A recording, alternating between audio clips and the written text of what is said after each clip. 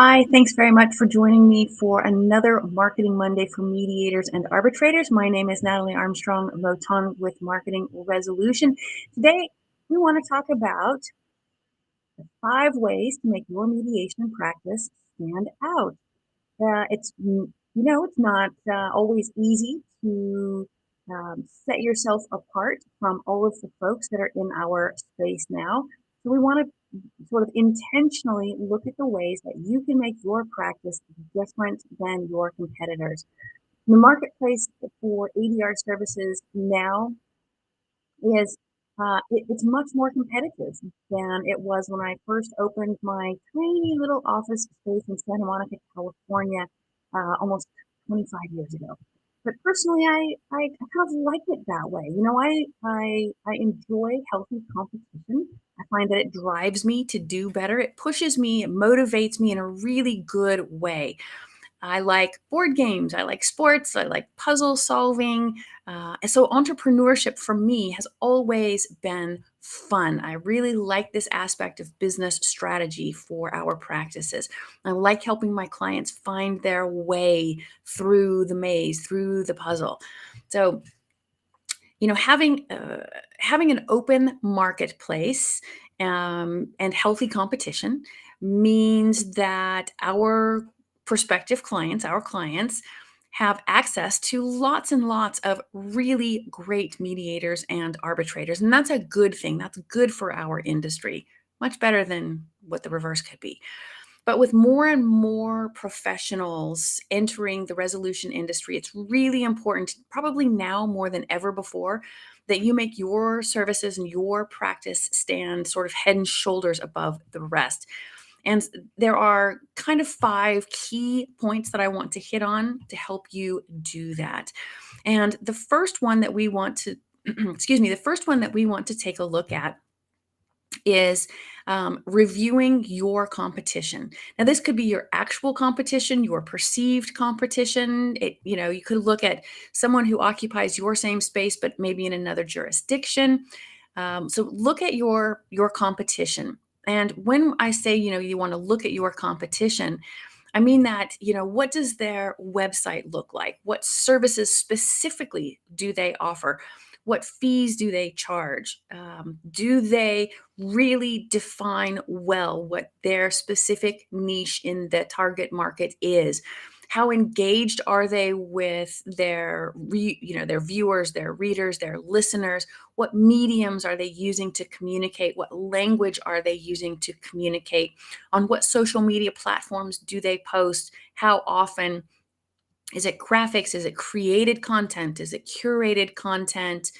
Um, do they get lots of comments? Do they get lots of shares? Is there a great deal of feedback? All of those things are important to note, right? Remember, you want to always, in everything that we do, you want to strike a balance between being your sincere self, your authentic self, and offering practice information in a format that your clients most appreciate. And it's finding that balance between what you think will resonate most with them and you being you, because that's a lovely thing to be. So, for example, if your clients need more coffee, obviously, mm, good stuff. If your clients like Facebook a lot, you need to be on Facebook. If your clients like LinkedIn a lot, you need to be on LinkedIn, and you need to be in those spaces in a way that your competition is not. And that's really what is important. So when you're looking at your competition to see what they do, where they are, how they're doing it, etc., be sure that you are different. You're doing it better, smarter, or just occupying the space in a way that they aren't or that they can't for whatever reason. All right. The second point we want to talk about is making a list of the things that you have in common and the things that set you apart. And, pen to paper, fingertips to keyboard, however you like to make your list, but you do need to actually make a physical list. Go through the process of making the list so that you can, from time to time, go back to it and review it, of course. So make a list of the things that you have in common, make a list of the things that set you apart or that could possibly set you apart if you were to tweak them just a little bit. So maybe you've got some things in common, but if you changed yours just a bit, that might really differentiate your practice from theirs. Maybe it's going to be your customer service. Maybe it's going to be the hours or the days that you work. It might be that you provide an all-inclusive pricing strategy versus, hour by hour or half day by full day. Totally up to you. But what is it that is all-inclusive? What is it that is being that is offered on your fee schedule? What is it that makes you different? That's what this whole exercise is about. You want to make note of also things that you think your competitor does really well. So, what do you admire most about the things that you have in common with them? Is it how they communicate? Is it the language they use? Is it that they connect with potential clients on a multicultural or multilingual platform? What is it about your competitors' offerings or site or presentation that you have in common and that you really admire the way they do? So jot that down, put that on your list. Also, put down on your list those things that you think your competitors do poorly. Are they not using language that resonates? Are they using language that's only about themselves and they've completely forgot who the client is and what the client wants and how the client needs it, right? So make a list of both those things. And just on a side note here, if you decide to differentiate on fees, you want to make sure that your practice is different because you have a better understanding of how your clients want to be charged. So, for example, if your clients tend to be a very frugal group, that want to pay by the hour and have each activity explained and charged separately, be sure that you're doing that. Also, conversely, if your clients want to have a white glove service, a concierge service where everything is included and they don't even want to know, they just want to know that you're charging them one fee and they don't have to worry about anything, then be sure that you offer your practice services under that kind of a fee schedule. But fee differentiation is kind of a tricky thing, but it definitely can be done. Excuse me. Number 3, be more service oriented, right? It's probably one of the things that you've thought about on a regular basis, but be more service oriented. We're in the service industry. We're not the courts. We're not the default. This is a business service industry, right? Personal services industry. And so when we talk about being more service oriented, think about how you can offer different or a better experience than your colleagues. How can you make your services more appealing to your clients? Maybe it's a pre-conference video chat to make sure that everyone is comfortable, or you give them a video or a book or a workbook to help them better understand the process they're about to experience. Maybe your practice is family oriented and you have a playroom full of toys for the children of your clients, to play in. It might be that your clients want to pay you with a credit card so that they can accrue miles. Great. Maybe your clients are really tech savvy and they want to manage their time and their case with you online with online calendaring and document sharing platforms like a Mediation.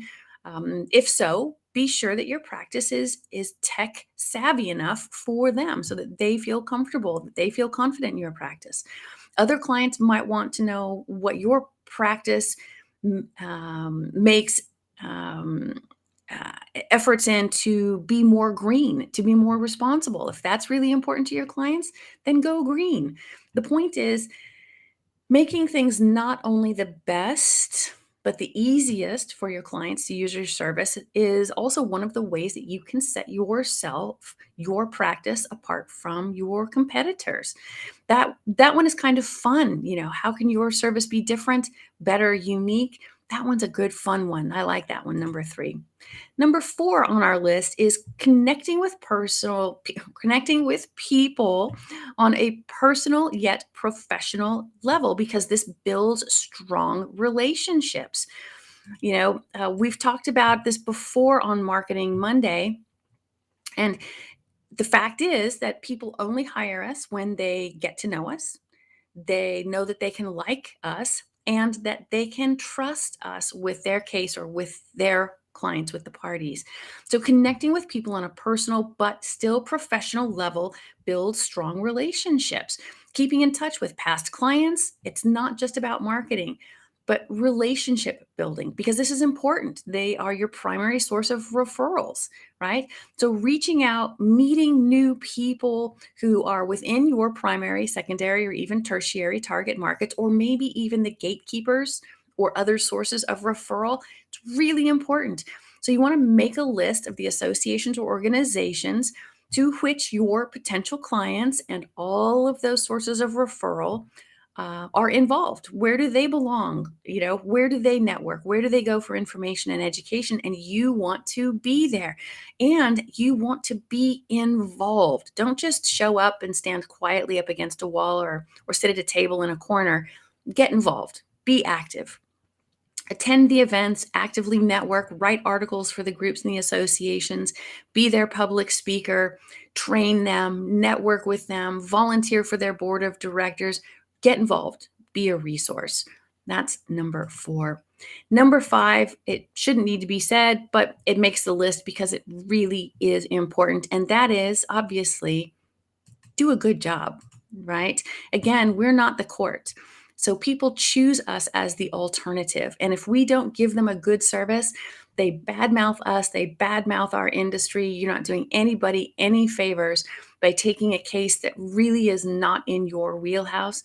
Do a good job for you, do a good job for them, do a good job for all of us.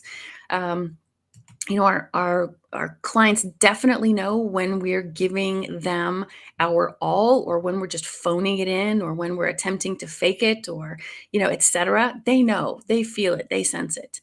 So don't be that mediator. Really do a good job. If you think as a case comes in that it might not going to be the best case for you and your skill set, refer those folks to the mediator that can best help them. That's what's best for your business. People appreciate the honesty. They will come back to you, I promise, with another case, a different case. But be honest and let people know that you might not be the best person to hear the case. And it's also good for us as an industry. So that one's easy. Do a good job. And then, honestly, being able to give our clients the best service we can means that we need to pay attention to the growth and well-being of our practices.